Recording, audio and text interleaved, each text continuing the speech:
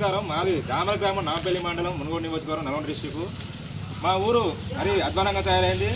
2022 election టైంలో శంకుస్థాపన చేసి అప్పటి ఎమ్మెల్యే టీఆర్ఎస్ ఎమ్మెల్యే శంకుస్థాపన చేసిండు, కాంగ్రెస్ ఎమ్మెల్యే శంకుస్థాపన చేసిండు. ఇప్పటికి శంకుస్థాపన చేసి 4 సంవత్సరాలు గడిచినా మా ఊరు గుంతరమై అయిపోయింది. ఈ రోడ్డు బాగాలేదని ఆర్టీసీ బస్సులు 4 వెనక మలుపుకోలేరు, అంబులెన్సులు వస్తలేవు.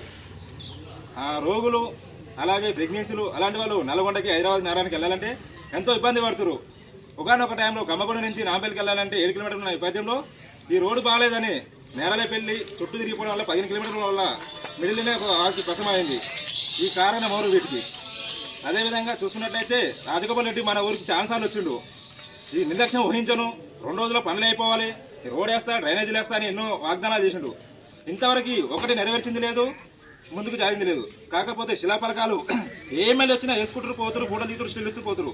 మా గ్రామంలో కూడా ఏ పార్టీ నాయకులు ఏ నాయకునికి ఆ జెండా భజన పాడుతురు. బీజేపీ నాయకులు అయితే బీజేపీ పాట, కాంగ్రెస్ అయితే కాంగ్రెస్ పాట, టీఆర్ఎస్ అయితే టీఆర్ఎస్ పాట. కానీ గ్రామ సమస్యలు ఎవరు లేవనెత్తడం లేదు.